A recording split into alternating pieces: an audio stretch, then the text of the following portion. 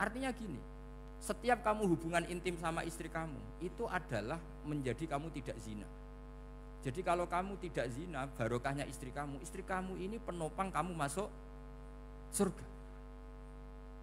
Makanya Rasulullah pernah ditanya, ibadah itu apa saja? Nabi secara ringan diantara jawabannya, wa fi buti ahadikum shadaqah. Sudah kamu ngumpul istri kamu itu ya ibadah. Terus kata sahabat-sahabat, ya Rasulullah ayati ahaduna syahwatahu wa walahu ajrun. Yang benar saja Rasulullah, masa urusan gitu dapat pahala gitu. Nabi jawabannya ya enteng, alai salawaduha fi haramin aka'ana ali wisrun. Kalau dia salah yang dikeloni kan ya dosa. Berarti kalau ngeloni yang benar juga pahala. Berarti istri kamu itu jannah surga. Cuma jannah yang agak aneh karena rewel itu agak aneh.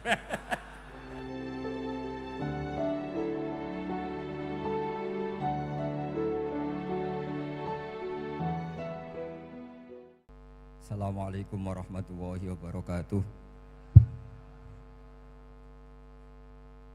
Bismillahirrahmanirrahim. Tabarakalladzi nazzalal furqana ala 'abdihi liyakuna lil 'alamin nadhira. Allahumma shalli wa sallim ala sayyidina Maulana Muhammadin wa ala alihi washabbihi asma'in amma ba'du.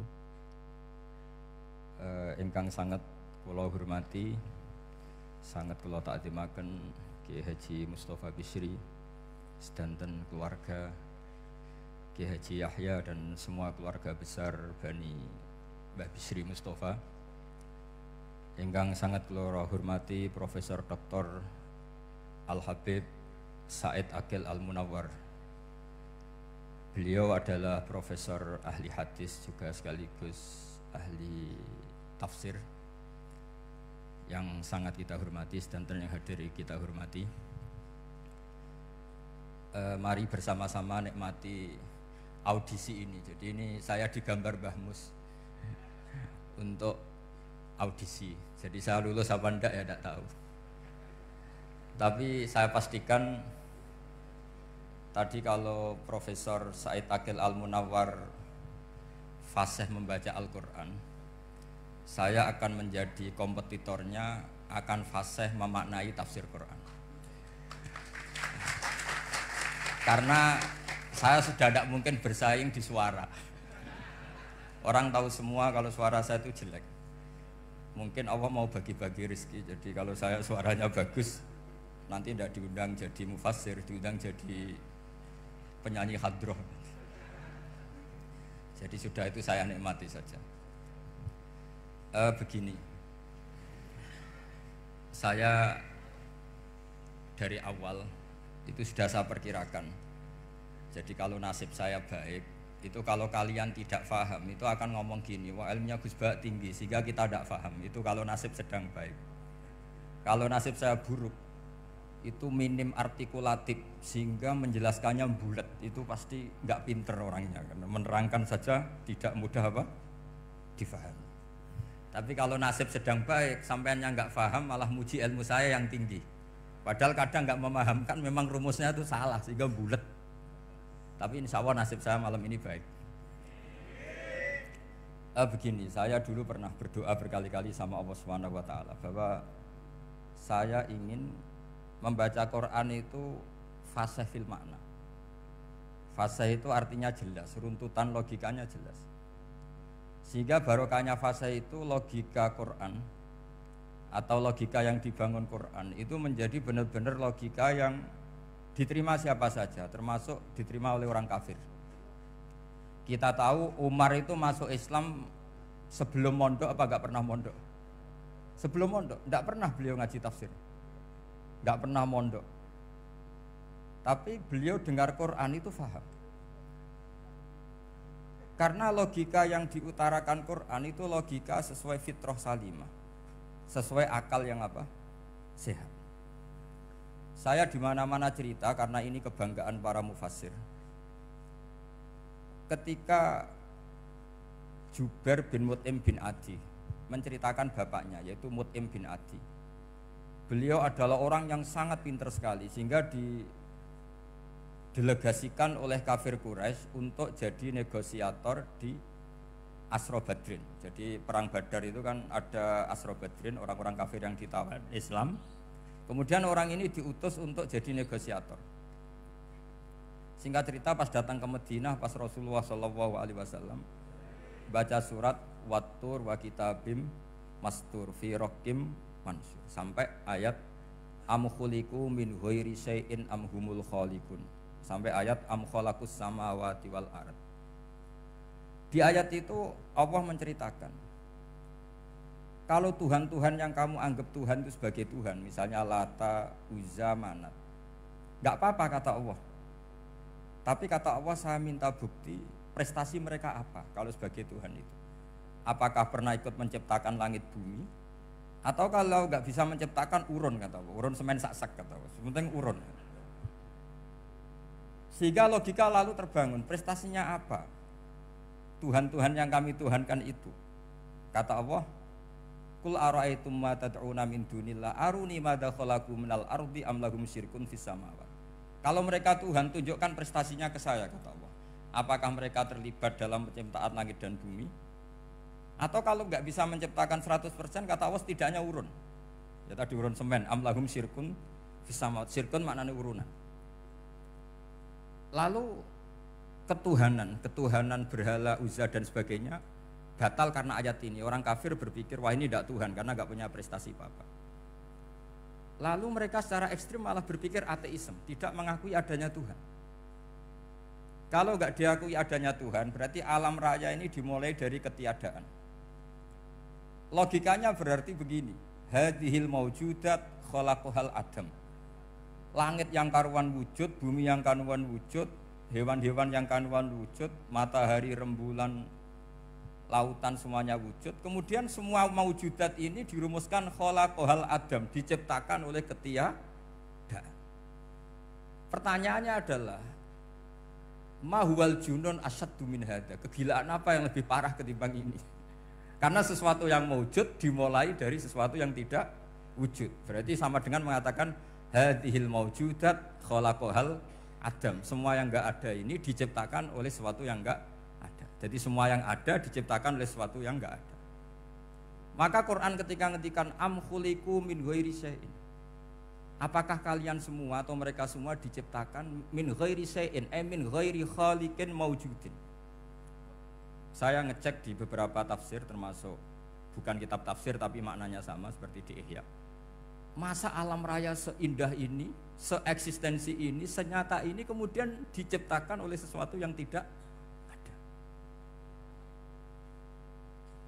Mereka akhirnya mikir, ya harus diciptakan oleh sesuatu yang ada. Nah karena sesuatu yang ada ini posisi pencipta, maka harus berstatus super.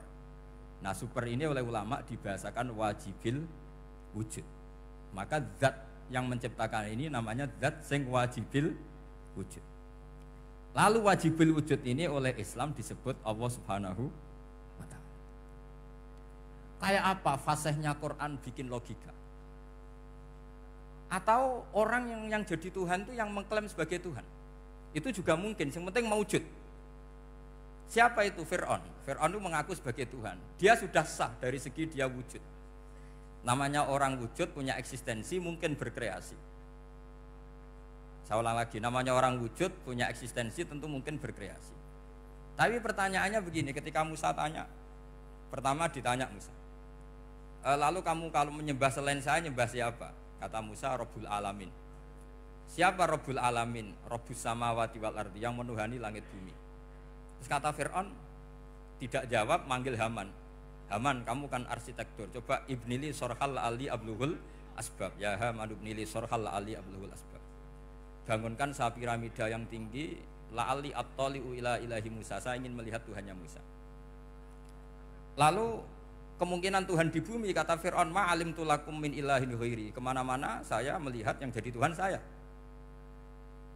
Musa ngerti kalau Fir'aun ini pekok cara bahasa Jawa itu menerangkan sifatnya Allah itu dengan sifat yang sederhana, tapi justru dengan sederhana ini Fir'aun tidak bisa jawab. Terus Nabi Musa ganti argumentasi, Rabbukum wa Rabbu abaikumul awalin, yang nuhani nenek moyang kamu, leluhur kamu. Itu terperangah, kagetnya bukan main Fir'aun.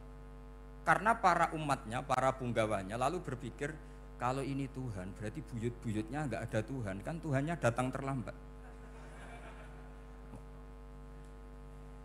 Makanya Pak Jokowi kalau dituduh PKI gak terima. Saya ini lahir tahun berapa gitu. Pas ada PKI itu masih 4 tahun. Masa ada PKI balita? Ini enggak, ini ada Tuhan balita, Tuhan terlambat. Pertanyaannya adalah kalau Fir'aun itu Tuhan, lalu bapaknya, mbahnya, buyutnya Tuhannya siapa? Makanya ketika Allah disifati Nabi Musa, Rabbukum wa Rabbu abaikumul awwalin, yang nuhani nenek moyang kamu, itu kagetnya bukan main. Dan semenjak itu banyak punggawa Fir'aun yang iman. Ini yang akhirnya nanti jadi waqala rajulun mu'minum min ali fir'auna yaktumu imana. Atau yang menjadi ayat wajah rajulun min aqsal madinati yas'a. Kenapa mereka menjadi iman? Karena logika Fir'aun Tuhan itu gugur, runtuh. Bisori khil hujjah, dengan logika yang sangat transparan.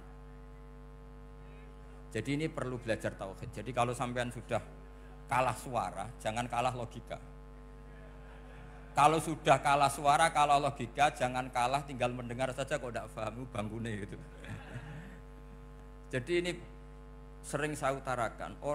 Makanya banyak ulama mengatakan fasihu ibaratil Quran itu bukan sekedar notnya atau sajaknya kalau boleh dibilang saja, tapi karena runtutan cara berpikirnya. Maka kelihatan sekali di tema-tema Quran. Ketika nyifati Allah Rabbus samawati wal ardi tidak mengalahkan Fir'aun, justru dengan sifat yang ringan Rabbukum wa Rabbu abaikumul awwalin bisa mengalahkan Fir'aun.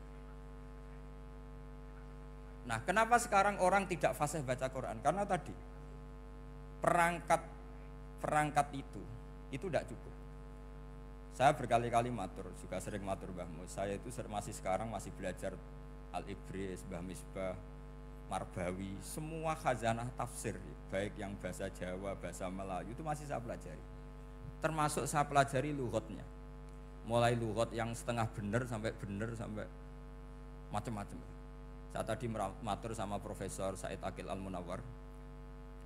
Memang bacanya harus urut Said Aqil Al-Munawwar. Karena sekali salah Said Aqil Sirat. Sebenarnya nggak apa-apa, ini sama-sama orang alim. Cuma nggak tahu nasib di publik ini, nggak tahu saya ya, macam-macam lah gitu. Namanya orang banyak, nggak usah dijelaskan. Tapi semuanya baik. Saya pernah ketemu Pak Said Aqil Sirat itu bilang gini, Gus, orang jadi wali itu sebabnya dua. Mungkin kalau kayak jenengan banyak pecintanya, yang doakan banyak. Kalau saya banyak yang benci, wah itu ngilangi dosa gitu kan. Batin gue dasar wong alim bener wah. Jadi beliau nikmati memang itu. Karena mbah-mbahnya beliau itu sama dengan mbah saya yang dari keluarga Kudus. Buyut saya itu kakaknya buyutnya Pak Said Aqil. Jadi makanya jangan pernah benci orang alim. Orang alim bulet atau kayak opo itu masih saja punya alasan. Saya itu dengar Kiai Bisri, cerita Kiai Bisri itu tidak ada yang serius. Dulu ketika ada polemik haji yang mu'alim, itu orang kumpul semua di sini. Kata Kiai Bisri, sudah nunggu Mbah Fadl. Mbah Fadl sudah di rumah. Ngiranya orang itu ya Mbah Fadl rawuh dileteh. Setelah lama Mbah Fadl tidak datang. Loh Kiai Bisri, Mbah Fadl tidak datang. Lah ya di rumah. Lah mana kok tidak ada? Ya di rumahnya sendiri. Karena beliau nggak pernah bilang di rumahnya. Orang saja yang kepikiran kalau itu rumah leteh. Itu mirip seperti guyonannya Rasulullah SAW. Nabi itu kalau guyon itu tidak pernah bohong. Makanya di tiba itu disebut wayam zahu wala yaqulu illa haqqan. Nabi itu ya guyon, tapi nggak pernah bohong. Yang bohong kan khayal kamu. Masyhur itu ada orang sepuh sowan Nabi. Di kitab saya itu perempuan, tapi di beberapa kitab lelaki. Saya tidak tahu pastinya berapa. Biasanya ahli hadis mentahmilkan ta'addudul qissaten atau ta'addudul waqi'aten. Oke, kita bayangkan itu perempuan. Ya Rasulullah, saya ini tergesa-gesa, nanti takut kemalaman. Ini orang sepuh. Jadi jangan kamu bayangkan Nabi Suwani wong ayu nom nanti jadi hop. Orang sepuh. Oh di sini aja, tidak usah tergesa-gesa pulang kata Rasulullah. Lah nanti gimana? Saya jalan kaki ya Rasulullah sampai kampung saya itu nanti malam. Kata Nabi, la ahmilan naki alab nidnaqo. Santai saja nanti tak pinjemin anaknya unta. Kata perempuan tadi, ma fa'altu bibninaqo. Apa yang bisa saya lakukan dengan anaknya unta? Sudah tenang saja kata Nabi. Setelah mau pulang disiapkan unta, ya unta tua, unta layak dinaikin. Ya Rasulullah ini kok unta tua? Katanya anaknya unta. Nabi dengan santai, oh masih tua ya anak unta. Jadi itu menafsirkan anaknya onto cilik itu kan pikirannya kamu kan. Sebetulnya anak unta itu ya tua pun anak unta. Maka saya itu yang termasuk bangga. Nasib saya nanti insya Allah kayak Gus Mus, kayak Gus Dur, sampai tua dipanggil Gus. Tapi saya niatnya lebih buruk supaya nanti kalau saya salah pantas mau ngijek Gus. Tapi dalam kompetisi kadang Gus itu kalah. Itu dulu di Pondok Sarang tuh kalau ke WC itu antri. Itu yang di WC didodok supaya cepat keluar. Ayo cepat keluar, saya Gus. Dikira teror Gus itu yang di WC menjadi takut. Yang dalam WC gak kalah, saya malah kiai. Sehingga jadi memang kacau, kalau sudah logika itu kacau. Tapi di Ihya kitab yang populer dikaji di pesantren, itu ada babnya. Qodiyat itu pengarang tentang betapa wajibnya takzim sama Rasulullah. Tapi punya bab mizahun Nabi, guyonan-guyonannya Kanjeng. Cuma Nabi seninya tadi wala yaqulu illa haqqan. Meskipun guyon itu enggak pernah bohong, itu butuh seni itu. Bohong guyon tapi tidak pernah bohong. Tapi umatnya ada saja yang pernah niru, ya termasuk Ki Bisri tadi. Sudah nunggu Mbah Fadl, sudah di dalam. Ketika ditunggu ternyata ya dalamnya Mbah Fadl sendiri, bukan di dalam apa? Leteh. Ada seorang raja yang gemar kawin karena orang Arab gemar kawin. Itu setiap ada perempuan cantik ingin dinikah. Nikah itu masih baik, jadi sama ndak usah anti. Soal kamu dengki sama orang poligami itu ya hasut gitu. Yang layak biar poligami, asal ada yang mau dan siap-siap ada tambah satu hilang satu. Biasanya kan. Singkat cerita dia itu cinta sama seorang perempuan. Nah perempuan itu ditanya-tanyakan sama pemuda situ ajudan dia. Gimana saya boleh nikah itu? Jawabannya tadi kaifa tankihuha wa qad ra'aitu qabbalaha rajulun. Kok kamu nikahi gimana? Saya pernah melihat dia itu dicium seorang lelaki. Kamu itu seorang raja, masa nikahi perempuan yang pernah dicium seorang lelaki? Wah itu miso-miso raja. Udah enggak. Saya ini raja muslim soleh, masa nikahi orang yang pernah dicium lelaki? Suatu saat si pemuda ini menikahi perempuan itu. Mangkelnya bukan main, karena dia saingan sama raja, gak mungkin menang. Satu-satunya menang itu bikin hoax tadi itu. Ini cerita ini di Ithaf loh, di sarahnya Ihya. Kamu kira ini di cerita Alfu Yaumin wa Lailatin Abu Nawas, enggak, ini cerita di Ithaf. Kitab yang sangat sakral karena sarahnya apa? Ihya. Setelah nikah, maki-maki raja. Orang enggak punya harga diri, perempuan pernah dicium orang kok dinikahi. Tadri mandalikar rojul, kamu tahu siapa lelaki itu? Huwa abuha, itu bapaknya. Oh terrajan wasem, enggak ngerti gitu. Jadi apa? Kiai-kiai dulu itu rileks. Sehingga saya datang ke sini ketika diminta sama Mbah Mus. Sebenarnya enggak diminta, diperintahkan. Karena pasti pakai agak-agak otoriter gitu. Karena di atas kita, jauh di atas kita. Mbah Mun guru saja manggil beliau Lek. Karena kita tahu Mbah Mus punya ibunya itu binti Khalil Harun. Mbah Khalil itu, saya punya manakibnya banyak tentang Mbah Khalil Harun. Jadi beliau itu adiknya Umar Harun. Mbah Umar Harun itu dulu alim-alimnya Kiai Sarang, setelah Mbah Ghazali itu Mbah Umar Harun. Termasuk Mbah Khalil Harun yang ngaji sama kakaknya Umar Harun. Setelah beliau alim alama, singkat cerita setelah menyelesaikan pendidikan, pindah ke Kasingan itu dibawain santri oleh kakaknya, namanya Umar Harun. Nah Mbah Harun itu punya istri namanya Mbah Sinto, itu saudaranya Mbah Ghazali. Makanya Mbah Mun manggil Mbah Mus itu Lek, karena Mbah Mun ke Mbah Ghazali itu Mbah Mun Nyai Mahmudah binti Ahmad.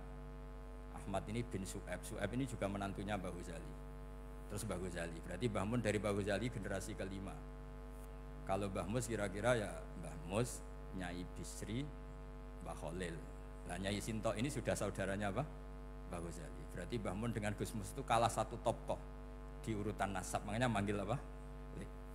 Tapi Mbah Mus orang baik, tidak pernah manfaatkan itu. Yang sering manfaatkan Mbah Nawawi itu. Karena pernah sepuh itu, wah sembrono kalau sama saya itu. Saya di mana-mana itu digosipkan murid beliau. Ya saya ikhlas saja, itu satu-satunya harga diri Mbah Nawawi, ya saya ikhlas. Saya ikhlasnya. Jadi karena memang saya manggil beliau juga memang pernah nyembah. Buyut saya kandung itu namanya Maimunah, itu mbaknya Mbah Dowi. Jadi saya ini juga Bani Lasem. Buyut saya kandung namanya Maimunah, istrinya Mbah Umar bin Arabi. Melahirkan mbah saya sampai ibu saya sampai saya. Saya teruskan. Jadi cobalah Quran itu dibaca secara fasih. Kalau ingin baca fasih caranya gimana? Kamu harus belajar balaghah, belajar lisanul Arab, belajar mantek, belajar logika. Nah, kalau logika itu tidak sampai, cari muhalnya. Ini fatwanya Said Robdon Al-Buti, juga fatwanya semua ulama usul fikih. Saya ulang lagi ya, kalau logika kamu nggak paham, cari sisi muhalnya. Saya ulang lagi, cari sisi muhalnya. Misalnya kamu angan-angan tentang Allah nggak tok, sedurungnya Allah itu sopo ya. Misalnya kamu angan-angan gitu. Sama agama tentu itu dilarang, tapi orang filsafat tetap saja nyari itu. Lalu hentikan pencarian itu, yaitu tadi katakan saja hadhil maujudat yastakhilu ayyakhluqahal adam. Sesuatu yang maujud tentu enggak mungkin disebabkan oleh sesuatu yang tidak ada. Fa innal adama la yu'athiru aslan wala yakhluqu aslan. Namanya sesuatu yang enggak ada pasti tidak berstatus pencipta. Namanya saja enggak ada. Akhirnya la buddha min ayyasbiqu hadzal alam maujudun. Maka alam ini harus didahului sesuatu yang maujud. Lah maujud ini yang oleh Islam disebut Allah Subhanahu wa taala. Sudah selesai di sini. Tinggal delok TV, tinggal ngopi, turu sampai setannya setruk karena nunggu mau bikin was-was itu lagi. Loh, saya itu termasuk kiai paling sering lihat sinetron. Kadang ya lihat Mak Lampir itu sering sekali. Sampai istri saya itu protes, Gus, dengan kata orang banyak orang alim kok senengan itu Mak Lampir. Karena setan mau menggoda saya tentang berpikir Allah. Jadi dia ngenteni. Kok malah mikir Mak Lampir gitu. Setelah lihat Mak Lampir biasanya saya itu lapar, terus makan. Habis makan tidur. Setannya masih nunggu mau was-was. Ternyata saya habis bangun ngopi lagi. Kadang lihat berita orang ditangkap KPK, macam-macam. Ini penting saya utarakan supaya setan itu tidak menang. Jadi ciri utama setan itu kata Rasulullah SAW, setan ini goda umatku, hadhil jibal khalaqaha Allah, hadhil ardo khalaqaha Allah, hadhil bihar khalaqaha Allah, faman khalaqaha Allah. Itu makanya banyak orang jurusan filsafat keblinger karena tanya Allah itu siapa. Kata Rasulullah, jika sampai ini maka kamu harus berhenti. Lu berhenti tanpa dialihkan ke yang lain kan susah. Tinggal aja lihat dulu sinetron. Ya paling gampang ya Mak Lampir, kan ada takut-takutnya sedikit gitu. Karena kalau lihat sinetron anak-anak milenial itu kalau ada artis cantik sampai nangis. Karena istri kamu tidak seperti itu. Jadi ini trik ya. Trik supaya melihat TV tapi tidak nyesal. Makanya saya milihnya Angkring Darmo, Mak Lampir. Ya saya nggak mikir maknanya, butuhnya setan ben mangkol itu. Karena ngenteni saya mikir itu, ternyata tidak mikir itu lagi. Jadi makom saya itu beda, sama-sama lihat sinetron. Mungkin saya jadi wali karena lihat sinetron. Mungkin ya. Makanya banyak wali itu nggak bisa diduga. Banyak orang jadi wali itu justru karena makan, justru karena melakukan hal-hal yang cara orang banyak itu salah. Itu Abu Yazid Al-Bustami itu pernah tanya sama Allah. Kamu nggak usah bayangkan caranya tanya gimana. Nggak wali ya nggak tok. Sudah nggak usah tanya itu. Tanya gini, ya Allah, orang sesregep saya dalam ibadah sedekat ini sama jenengan. Lalu saingan saya dekat jenengan masuk surga itu siapa? Sama Allah ditunjukkan orang yang tidur, itu tidur yang. Ya teman kamu yang tidur di kamar. Enggak terima Bu ya, ini gimana kok bisa setingkat saya orang yang tidak tidur gitu. Yang saya ibadah terus istighfar terus. Tapi jawabannya Allah nih. Kowe ibadah terus iku mergo wedi aku. Dadi kan nganggep aku iku rodok-rodok jahat gitu. Iki tuh ratu mergo yakin aku apian, mulane ditinggal turu. Jadi sampean jangan tiru makom saya ketika tidur. Itu punya kelas khusus. Tapi jangan tiru, ini cerita saja, sampean ndak harus niru. Karena sampean kalau niru itu harus ada Abu Yazidnya. Abu Yazid sudah enggak ada. Tapi itu ilmu. Ilmu yang cocok enggak cocok harus kita kaji.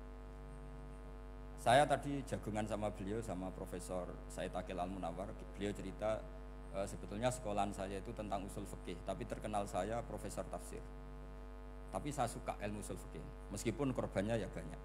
Biasanya orang jadi liberal gara-gara ya usul fikih. Sebenarnya nggak perlu dipikir lah itu macam-macam lah. Begini. Dalam usul fikih yang mainstream itu kan ada hukum wajib, haram, ya makruh, terus macam-macam lah. Termasuk ada mubah. Mubah itu boleh dilakukan, boleh ditinggalkan.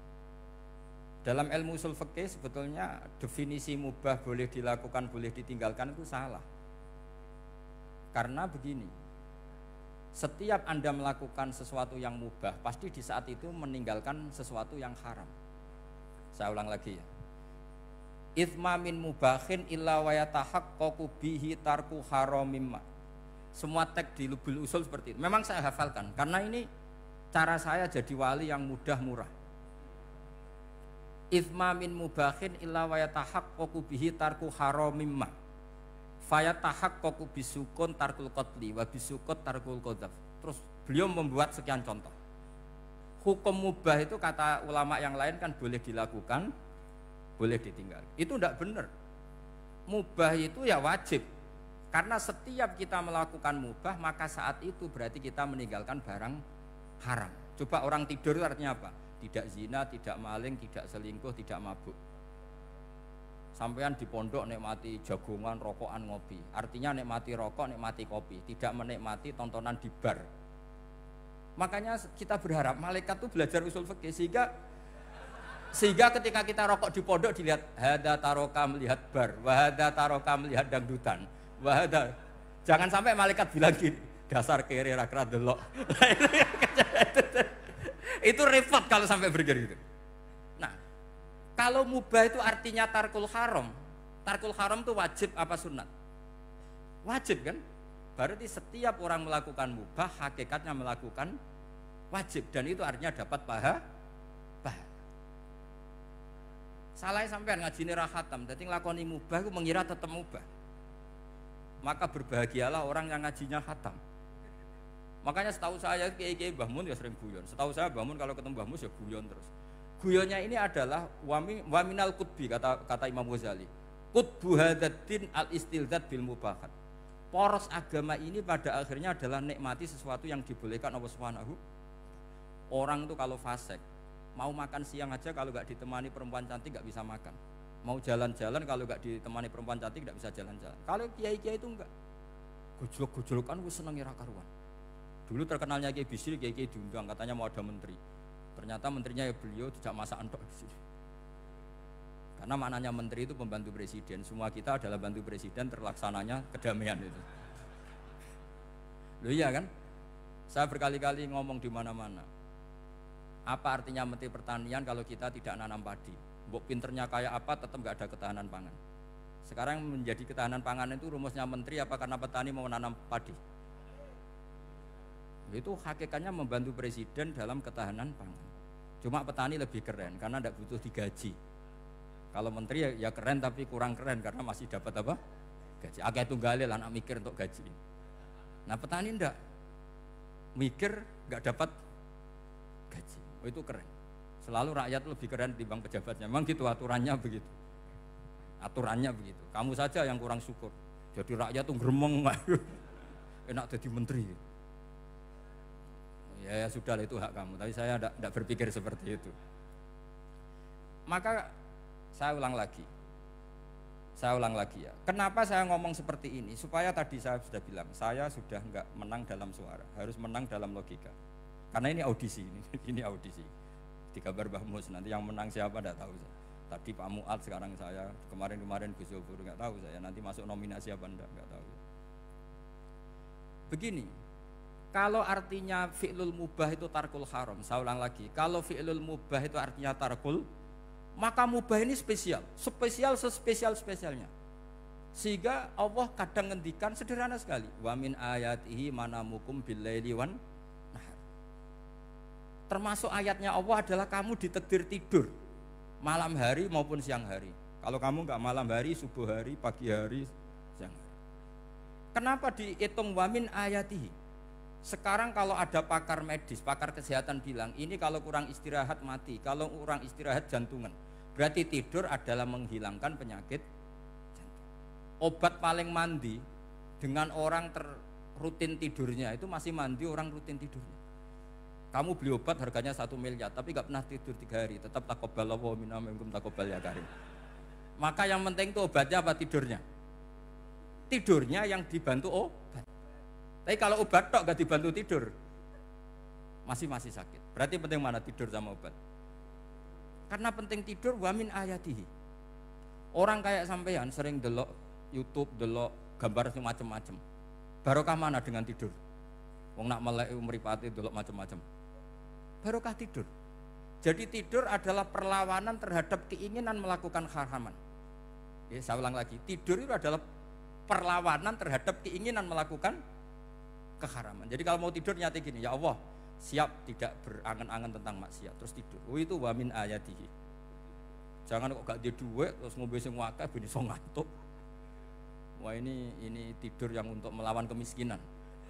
Supaya lupa utangnya tidur, lupa kasusnya, itu udah akan jadi wali yang seperti itu. Kalau jadi wali tak gugat itu. Nah, sehingga karena mubah itu tarkul haram, Allah itu sering menghitung ibadah yang super itu halal mubah. Misalnya Allah ngendikan kulu washrobu, kamu harus makan. Sekarang gini, jaga kesehatan itu wajib enggak? Wajib. Kalau saya tidak sehat tidak bisa ngaji di sini.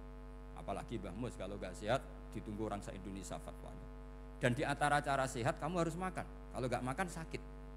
Lalu makan dengan posisi menyehatkan orang yang bisa fatwa, bisa mulang, bisa macam-macam. Posisi ini super apa tidak super? Super. Maka Allah kadang sederhana ngendikan ibadah itu kulu wasrobu jong kowe yo mangan yo. Tapi ayat ini menjadi tidak hebat kalau dibaca orang tidak pernah ngaji, nggak pernah ngaji usul fikih. Pangeran piye toh? Trimo ngongkon mangan kowe dikongkokno kulu. Wis ora usah ngono ya wis mangan. Rusak Quran kena makna niku rusak. Kamu tahu superiornya ayat kulu wasrobu kalau belajar fa inna fi'lal mubah berarti tarkul haram karena saat melakukan mubah artinya tarkul haram. Dan tarkul haram itu penting. Sekarang gini, merusak diri sendiri haram apa enggak? Haram. Untuk supaya tidak rusak kamu harus makan. Berarti makan wajib apa sunat? Wajib. Lho sing haram itu kalau den tulung piring dintekno. Nah, dengan cara pemaknaan seperti ini, Quran akan superior. Bahkan di ayat-ayat yang kelihatannya sederhana, kulu washrobu, wala tusrifu. Ketika Nabi Musa dimenangkan mengalahkan Fir'aun, itu Allah firman pertama gitu, kamu harus makan mimma rozaqnakum. Cuma syaratnya wala tatghaw fihi fayakhilla alaikum ghadab. Kalau kamu berlebihan nanti dapat ghadab saya. Nah khawatir saya kalau ilmu ini sudah hilang terus ayat-ayat yang biasa tentang kemanusiaan dikira biasa. Padahal ayat ini super, misalnya nikah. Nikah itu oleh Allah, perempuan yang kita nikahin itu oleh Allah disebut surga. Saya punya bukti, misalnya gini ayat ya, wala tangkihul musyrikati hatta yu'min wala amatum mu'minatun khairum min musyrikati walau a'jabatkum. Terusannya ayat wala tangkihul musyrikina hatta yu'minu wala abdu mu'minun khairum min musyriki walau a'jabakum. Terusannya ayat tuh ulaika yad'una ilan nar. Para musyrikah yang ingin kamu nikahi karena mereka non muslim atau kafirah atau musyrikah itu hanya mengajak kamu masuk neraka. Maksudnya ngajak itu kan bisa saja kamu tertarik perempuan tadi sampai kompromi merubah akidah kamu. Terusannya ayat wallahu yad'u ilal jannah. Harusnya dengan perbandingan kamu jangan menikahi musyrikah. Logika perbandingannya kan wallahu yad'u ila nikahil mu'minah. Saya ulang lagi, harusnya muqabalahnya kan wallahu yad'u ila nikahil mu'minah. Allah mengajak kamu supaya menikahi mu'minah. Tapi kata mukminah sama Allah diganti wallahu yad'u ilal jannah. Allah mengajak kamu masuk surga. Ila nikahil mu'minah. Artinya gini, setiap kamu hubungan intim sama istri kamu itu adalah menjadi kamu tidak zina. Jadi kalau kamu tidak zina, barokahnya istri kamu ini penopang kamu masuk surga. Makanya Rasulullah pernah ditanya ibadah itu apa saja. Nabi secara ringan diantara jawabannya wa fi buti ahadikum shadaqah. Sudah kamu ngumpul istri kamu itu ya ibadah. Terus kata sahabat-sahabat, ya Rasulullah ayati ahaduna syahwatahu wa walahu ajrun. Yang benar saja Rasulullah, masa urusan gitu dapat pahala gitu. Nabi jawabannya ya enteng. Alai salawaduha fi haramin aka'ana ali wisrun. Kalau dia salah yang dikeloni kan ya dosa. Berarti kalau ngeloni yang benar juga pahala. Berarti istri kamu itu jannah surga. Cuma jannah yang agak aneh karena rewel itu agak aneh. Jadi itu jannah yang agak aneh. Maka supaya jannah ini tidak aneh, kata Rasulullah itu cara bersuami istri itu, kata Rasulullah, halla jariyatan tula ibuka wa tula ibuka. Sebagian riwayat halla jariyatan tudhahikuha wa tudhahikuka. Kamu cari perempuan yang gampang guyon, gampang rileks. Mula abah itu rileks, mudhahaka ya rileks. Saya berkali-kali cerita, saya ini termasuk orang yang nggak pernah diskusi penting sama istri saya. Karena takut tegang. Biasanya kalau tegang itu yang suaminya kalah. Jadi saya itu nggak pernah diskusi penting. Saya kemarin mau ke Pasuruan ya, mau ke Peloso itu ditanya, mau kemana? Ya tidak tahu. Terus pulangnya kapan? Ya nggak tahu. Wong kok roh-rohan. Ya saya senang saja. Nggak roh itu artinya kan bodoh. Orang bodoh itu nggak mukallaf, artinya nggak dosa kata saya. Jadi saya ngambil hikmahnya saja. Anda takut, ditakoi kok jawabannya ora jelas. Orang jelas itu misteri. Memang dunia itu penuh misteri. Pokoknya tak itu. Pokoknya yang kira-kira itu jadi tidak penting. Rasulullah tuh kalau debat sama istrinya ya milih gitu, milih mula abba mudhahaka. Saya punya sekian cerita betapa Rasulullah tuh rileks ngadepin cemburu-cemburunan. Sayyidah Khadijah tentu orang yang super bagi Rasulullah. Sampai ketika adiknya Sayyidah Khadijah, kalau nggak salah namanya itu Halah itu, kalau datang itu Rasulullah tuh menjamu karena mengingatkan suara Khadijah. Kalau muji Khadijah itu sudah langit Rasulullah. Sehingga Aisyah itu cemburu. Bagaimana Anda selalu muji Khadijah? Waqad abdalakallahu khairan minha. Allah mengganti yang lebih cantik ketimbang Khadijah dan lebih muda. Maksudnya Aisyah. Kenapa masih muji yang sudah meninggal? Tua lagi kan. Gantian Sayyidah Fatimah yang tersinggung karena ibunya ditua-tuakan. Itu ketika Fatimah cemburu, mangkelnya sama Sayyidah Aisyah. Mangkel manusiawi loh. Enggak usah kamu jadi Syiah terus benci Aisyah itu. Karena kalau kamu jadi benci Aisyah berarti kamu nganggap Aisyah itu salah. Dan itu efeknya di Rasulullah, berarti Rasulullah milih istri yang salah. Makanya kita ini madzhabnya ahli sunnah. Abu Bakar tidak mal'un. Kenapa tidak mal'un? Kalau kamu bilang Abu Bakar mal'un berarti Rasulullah salah pilih teman. Umar tidak mal'un karena Rasulullah pasti milih teman yang benar. Begitu juga milih istri yang benar. Dalilnya tidak usah jauh-jauh. At-thayyibatu lit-thayyibin. At-yabut thayyib tentu Rasulullah. Berarti istrinya pasti thayyibah.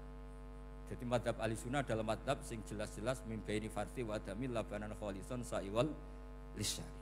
Jadi kalau kamu cari logika gampang saja. Nabi itu thayyib, bahkan at-yabut thayyib. Padahal kata Allah at-thayyibatu lit-thayyibin. Ya jelas ya. Jadi ini tidak usah dimasukkan hati tentang konfliknya Aisyah dan Fatimah, itu biasa saja. Yang satu bela ibunya, yang satu bela dirinya. Sebenarnya Aisyah itu nggak niat ngeritik Khadijah, ingin diperhatikan Rasulullah saja. Terus ketika Sayyidah Fatimah matur ya Rasulullah, saya supaya ngalahkan Aisyah itu gimana? Karena ibu saya sudah meninggal, ya memang cantik dia, muda dia, dan tahu betul orang kalau Nabi itu sangat mencintai Aisyah. Kata Rasulullah, bilang gini saja, tetap hebat ibu saya, karena ibu saya dapat Rasulullah rondo untuk Joko. Kowe ayu kaya apa iku untuk dudo. Jadi rileks saja Rasulullah. Akhirnya ya semenjak itu enggak ngeritik lagi. Bahaya ini kalau ngeritik. Khadijah itu kan sudah umur 40 tahun. Janda dapat Joko. Aisyah perawan untuk dudo. Keren mana? Keren Khadijah. Jadi tidak semua masalah itu Nabi itu menyelesaikan cara ekstrim. Nabi itu biasa mula apa? Santai rileks. Nah, kalau para mbak-mbak ini ingin jadi surga yang enggak aneh, syaratnya jangan rewel, karena di surga itu enggak boleh ada orang rewel. Tapi kalau enggak rewel sementara suami kamu enggak bener, ini namanya goblok. Maka kata Mbah Mun kalau ngijazahi santri-santrinya, "Cung, bojomu kudu rewel, cung. Enggak ngono fakir," kata Mbah Mun. Tapi santri yang di belakang gremeng, "Iya, Mbah, nak fakir, nak jantungan mati." Makanya sering itu. Jadi di antara ulumil Quran itu ada istilah maudhi'ul mudmar mengganti maudhi'ud dhamir atau maudhi'ul lafzi menggantikan lafdan akhar. Itu memang agak jadi medel ilmu tafsir. Tapi bagi pelakunya itu menjadi gampang. Ya tadi Ketika Allah melarang nikah hal musyrikah, saya ulang lagi. Ketika Allah melarang nikah hal musyrikah, normalnya perbandingannya kan wallahu yad'u ila nikahil mu'minah. Tapi sama Allah digenti, wallahu yad'u ilal jannah. Itu menunjukkan bahwa nikahul mu'minah adalah al jannah. Karena kamu hubungan intim ya ibadah, diwamuk kowe sabar ya ibadah, nafakoi ya ibadah, neng-nengan gejatan senjata juga ibadah. Seru Kang, neng-nengan itu seru. Karena memang di antara sistem tubuh kita itu butuh masa-masa jeda. Itu mari cerdas. Karena tubuh kita ini tidak hanya butuh seneng, tapi juga butuh susah. Susah itu melahirkan kearifan. Jajal bojomu tahu minggat, mesti kearifan kamu meningkat. Jadi minggat itu ya penting. Nikmati saja. Loh, ini saya nggak ngajari keburukan. Memang seperti itu. Nah, saya berharap ilmu usul fikih ini tidak boleh hilang. Karena dengan ilmu usul fikih kita tahu mubah adalah tarkul haram dan tarkul haram adalah wajib. Maka Allah sering sekali membicarakan sesuatu yang mubah itu superior. Kayak tadi wa min ayatihi manamukum billaili wan nahar. Termasuk ayatnya Allah adalah kamu itu tidur. Cara berpikir tadi, kalau saya tidak tidur sakit, kalau sakit habis biaya banyak. Sementara tidur hanya butuh seperti ini. Betapa baiknya Allah dengan tidur bisa menjaga kesehatan yang kalau tidak dijaga berbiaya tinggi. Berarti hadan naumu naumul ibadah. Terus ulama bilang tidur itu ibadah kalau niatnya litaqawi alal ibadah. Tapi nak wae blojo turu lah itu sing masalah. Tapi tentu ilmu itu ada pembanding. Sekarang ketika kamu tidur itu tarkul wajib apa tarkul haram lah itu masalahnya. Seringnya kamu itu tarkul wajib. Wae mulang turu. Wae ngantor wong kerja turu. Lah itu tarkul haram atau tarkul wajib? Tarkul wajib. Kalau tarkul wajib berarti status tidur kamu haram. Sudah pinter ini, sudah maju ini, sudah maju. Jadi saya belajar usul fikih lagi-lagi karena untuk menjadi mufassir itu harus menguasai balaghah, menguasai usul fikih, menguasai lisanul arabi. Nah, lisanul arabi yang sering saya contohkan berkali-kali. Saya punya kitab namanya Ar-Risalah. Orisinil karangannya Imam Syafi'i. Saya baca beberapa kali khatam. Juga saya beberapa kali bacakan santri. Itu kalau memaknai Quran secara lisanul arabi itu gampang sekali. Gampang sekali. Ketika Imam Syafi'i mengatakan kamu boleh tayamum ketika bepergian dan saat bepergian itu tidak menemukan air. Syaratnya kamu tolabul ma, cari-cari dulu. Ketika ditanya sama ashabus Syafi'i, kenapa harus cari-cari dulu? Jawabannya enteng. Li'anna Allah ta'ala yaqul falam tajidu ma'an wala yuqalu liman lam yatlub lam yajid. Karena Allah ngendikan kemudian kamu tidak menemukan air. Di mana-mana tidak menemukan setelah mencari. Kalau belum mencari namanya tidak tahu. Jadi dari kata falam tajidu ma'an kemudian kamu tidak menemukan. Tidak menemukan berarti apa? Setelah mencari. Sehingga beliau mensyaratkan dicari-cari dulu, baru berkesimpulan tidak menemukan. Nah setelah tidak menemukan, kamu baru boleh tayang. Segampang itu ilmu usul fikih di depan Imam Syafi'i. Ulumul Quran dianalisis dengan usul fikih. Ketika ditanya, kenapa Anda mensyaratkan nikah itu pakai wali? Ayatnya apa? Kalau hadisnya jelas, la nikaha illa biwaliyin mursyidin. Ayatnya apa? Imam Syafi'i secara enteng baca ayat fala ta'duluhunna ayyankihna azwajahunna idza tarawdaw bainahum bil ma'ruf. Jika wanita yang kamu waleni, saya ulang lagi, jika perempuan yang kamu walikan, misalnya kamu punya anak yang umur 20 tahun ingin nikah sama seseorang. Sing seseorang ini layak. Ya misalnya kiai ya apal alfiyah. Tadi kata Mbah Mus itu muridnya Mbah Khalil alfiyah diwolak-walik apa? Saking seringnya belajar alfiyah kata beliau sampai santri apal alfiyah wolak-walik tapi ora roh carane jamak kosor. Karena dulu pondoknya mau pondok nahwu. Jadi kayak di nglirap itu. Tonggone nganti apal fa'ala yaf'ulu fa'lan. Cinone wis apal saking bedino itu pujiane ra selawatan. Fa'ala yaf'ulu fa'lan wa ma fa'lan wa fa'ilun. Jadi pondok ya macam-macam. Itu saya tadi sampai mana itu? Tentang apa? Wali nikah tadi. Di bab fikih, saya ulang lagi di bab fikih. Itu kata Allah, jika perempuan yang kamu walikan itu ingin nikah, fala ta'duluhunna, jangan kamu larang. kata Imam Syafi'i, kalau seorang wali tidak punya hak mewalikan, maka larangan jangan menghalangi itu tidak ada gunanya. Misalnya gini, Zaid itu tidak punya utang saya ulang lagi, Zaid tidak punya utang saya. Memang ini ilmu logika, Zaid tidak punya utang saya. Terus sampean bilang ke saya gini, Gus Bah, Zaid ojo tageh. Itu omongannya wong aneh apa enggak? Aneh kan? Tapi kalau Zaid punya utang saya 1 juta, terus kamu menasehati saya, Gus, Zaid ojo tageh, benar apa enggak? Wali itu punya hak melarang. Saya ulang lagi, wali berarti punya hak melarang putrinya tidak nikah. Sehingga diperintahkan Allah, kamu jangan pernah melarang. Berarti punya hak melarang. Kayak tadi, Gus ojo tageh, berarti aku dia hak nageh. Misalnya otoritas bandara ATR, pesawat Boeing sekian-sekian Lion, bolehkan landing di sini. Karena operatornya punya hak melarang, juga punya hak mengizinkan. Tapi kalau orang lain kamu bilangin, pesawat Lion nggak boleh landing di Semarang, orang lain yang nggak terkait dengan otoritas itu, aneh nggak omongan itu? Aneh. Kalau wali dilarang menghalangi perempuan ingin nikah, harus memberi izin maksudnya, maka berarti wali punya hak menikahkan. Paham yang saya maksud itu? Makanya Imam Syafi'i mensyaratkan seorang perempuan yang nikah harus pakai wali. Jadi segampang itu. Kitab Ar-Risalah menerangkan ulumul Quran. Dan dalam banyak hal ulama dulu tuh, makanya saya tadi berjanji, karena Quran itu bisa kamu baca fasih, kamu dengerin suara enak ya enak, kamu dengerin logika yang enak ya enak. Jangan sampai kamu udah dua-duanya. Suaranya sudah ada enak, logikanya tidak enak, itu kacau namanya. Ketika Imam Syafi'i ditanya, bagaimana hukumnya uzubah? Uzubah itu gak nikah. Padahal ada hadis faman rohiba an sunnati falesa. Kata Imam Syafi'i, ya gak apa-apa. Kenapa? Fa inna wa ta'ala dzakara 'abdan sholihan wa qala wa sayyida wa hasura wa nabiyya minas sholihin.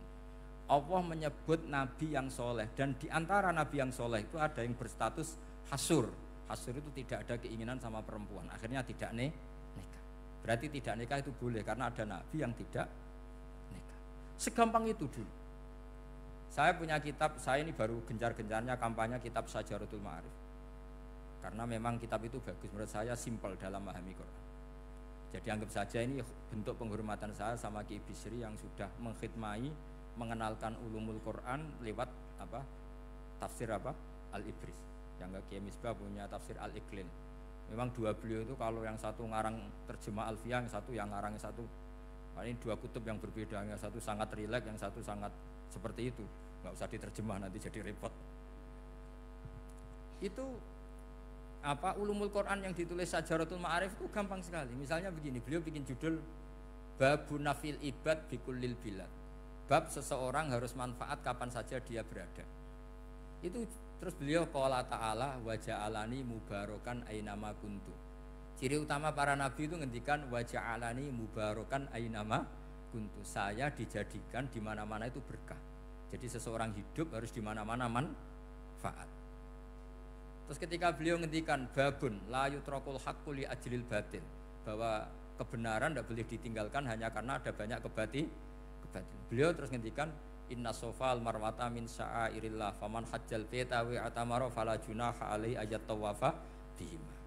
Jadi di Sofa itu ada berhala namanya Isaf, di Marwah ada berhala namanya Nailah, atau sebaliknya, pokoknya Isaf dan Nailah. Terus sahabat kalau mau sa'i itu merasa dosa karena harus melewati berhala-berhala itu, sehingga mereka tanya, ya Rasulullah, saya ini tetap tawaf enggak, padahal di tempat-tempat itu ada berhala. Terus kata Allah, tetap tawaf. Nah, tetap tawaf ini artinya apa? Melakukan barang hak meskipun di situ banyak kebatilan. Itu manhajnya para orang-orang alim kita. Mbah Mun, Mbah Mus itu ya berkawan sama orang yang macam-macam. Kamu tidak usah ngeritik, itu fikihnya sudah kelas tinggi. Fikihnya tuh la yutrakul haqqu li ajlil batil. Saya di mana-mana cerita. Saya punya kitab namanya Khilyatul Auliya wa Tabaqatul Asfiya. Itu syarat kamu kalau daftar wali harus punya kitab itu. Khilyatul Auliya wa Tabaqatul Asfiya. Itu karangannya Abu Nu'aim Al-Asfihani. Kitab itu yang jadi indukan Ihya ketika menyebut manaqibul akhyar. Kita tahu Ihya kalau bab tasawuf mengikuti Kutil Qulub yang di kalangan Abu Thalib Al-Makki. Kalau fikih tentu beliau mengikuti Imam Haromen gurunya, yaitu kitab Nihayatul Matlab fi Dirayatil Madhab. Kalau Manaqibul Akhyar beliau mengikuti kitab Khilyatul Auliya. Dan ngikuti itu penting kalau dalam tradisi kiai. Enggak boleh seorang kiai kok mikir sendiri, namanya mustakil. Kalau mustakil itu mubtadi', bikin tatanan baru dalam agama. Justru ulama itu harus niru sebelumnya karena sanad itu harus musalsal, enggak boleh. Imam Syafi'i bilang haram terus kamu bilang halal. Terus murid kamu bilang makruh. Terus muridnya kamu ya pokoknya khilaful aula, enggak boleh gaya-gayanan gitu. Kalau di kampus plagiat itu dilarang, kalau di pondok itu wajib. Makanya banyak kalau tes itu ngerpek. Karena belajar itu tanpa batas katanya. Lu kok ngerpek? Mboten ya, jadi belajar kapan saja. Jadi mboten ngerpek, mutolaah pas tes. Kacau tuh santri itu. Mutolaah tapi pas apa? Tes. Itu dalam kitab Khilyatul Auliya diterangkan. Uniknya rawinya itu siapa? Sufyan bin Uyainah, orang yang sangat khusyuk, gurunya Imam Syafi'i.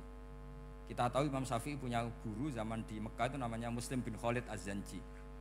Dalam hadis ngikuti Sufyan As-Sawri sama Ibnu Uyainah. Tapi beliau intisabnya lebih ke Imam Malik ketika ngaji apa? Muwatta. Terus beliau punya guru usul fikih namanya Muhammad bin Hasan Asy-Syaibani.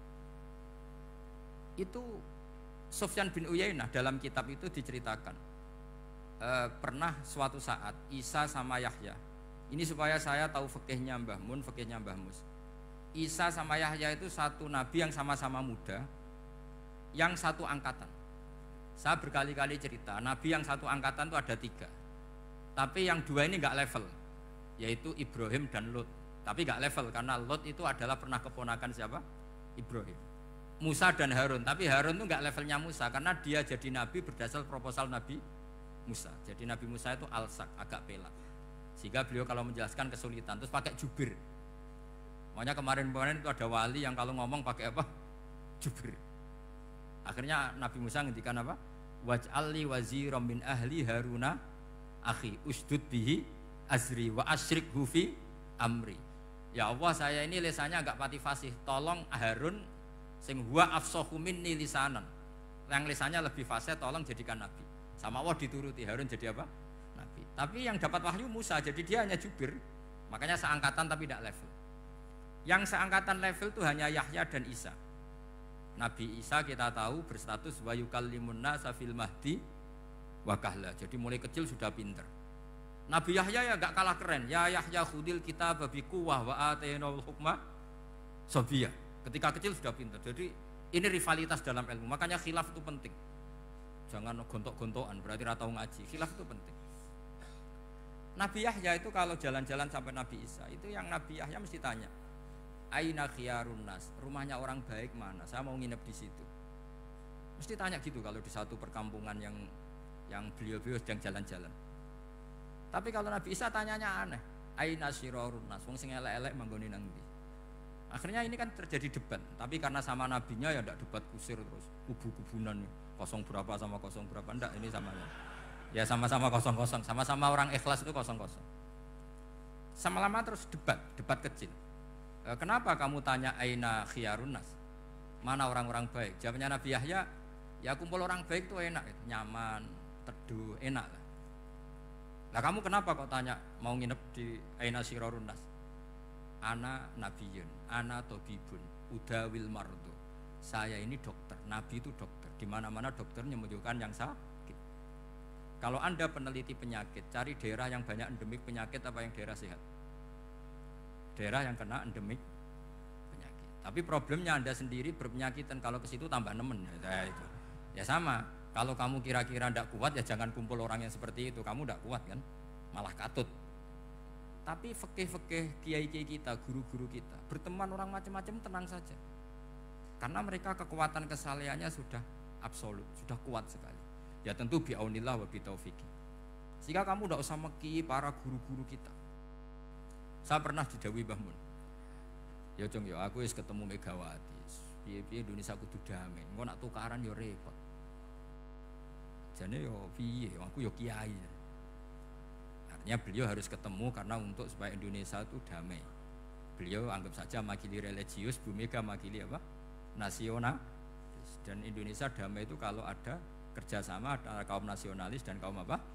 Religius. Jadi yang namanya damai itu penting sekali. Sampai Rasulullah itu pernah berdamai sama orang yang jelas-jelas kafir. Apalagi Indonesia belum sampai seperti itu.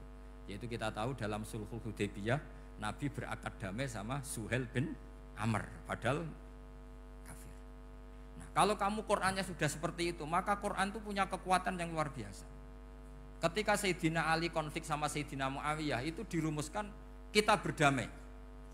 Setelah kita berdamai, terus ada pertanyaan begini. Lalu orang yang sedang konflik itu nak ketemu raine, roh raine wis ra seneng. Ning dinggon jenenge konflik ketemu raine wis ra seneng. Oke, kita pakai mediator, kata Sayyidina Ali. Akhirnya Sayyidina Ali pakai mediator, Muawiyah pakai mediator. Terus orang Khawarij bilang, dalilnya apa mediator itu? Enggak ada Qur'annya. Itu orang Khawarij. Sama enggak usah tanya, kalau orang sekarang yang apa Gus? Wah itu mari fitnah, itu provokator berarti tanya gitu. Singkat cerita terus Sayyidina Ali itu agak marah. Karena beliau terbentuk oleh Quran. Itu spontan Sayyidina Ali baca ayat wa in khiftum shiqaqa bainihima fab'atsu hakaman min ahli wa hakaman min ahliya. Jika suami istri menghadapi konflik, di mana-mana konflik roh raine kan gak seneng. Maka yang keluarga lelaki kirim mediator, yang keluarga perempuan kirim. Terus dari Sayyidina Ali, wa ummatu Muhammad a'dhamu min amri rajulin wa imra'atin. Umatnya Muhammad lebih serius ketimbang urusan lelaki dan perempuan. Wong suami istri saja kalau konflik butuh mediator, apalagi hadhil ummah. Segampang itu mereka istidlal. Jadi mediator dalilnya mana ya? Dalilnya wa in khiftum shiqaqa bainihima fab'atsu hakaman min ahli wa hakaman min ahli. Dulu Quran itu seperti itu. Nah sekarang problemnya Quran itu tidak dikaji seperti itu, sehingga fasihul ibarat atau fasihul akli atau balaghatut ta'aqqul itu enggak ada. Makanya saya ini pengagum kitab Ibnu Hajar al-Asqalani yang nyarai Bukhari. Kata Ibnu Hajar al-Asqalani, termasuk mukjizatnya Quran adalah al-iltizat al-akli. Akal itu menjadi nyaman. Itu uniknya yang dicontohkan seperti ngaji saya malam ini.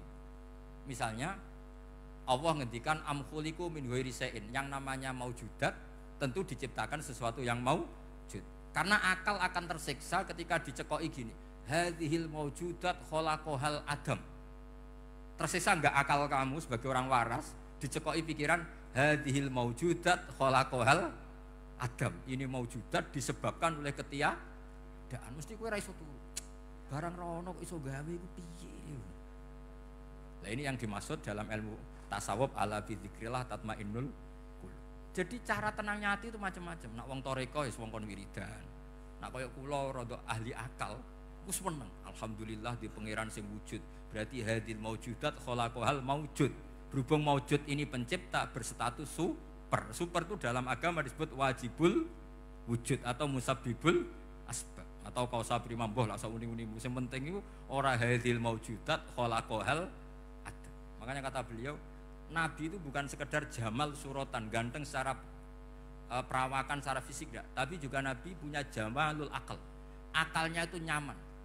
Yaitu kita disuruh iman dengan sesuatu yang memang kita nyaman. Seperti kita disuruh iman bahwa alam ini diciptakan oleh Allah, oleh al-mawjud yang super. Kan terus nyaman.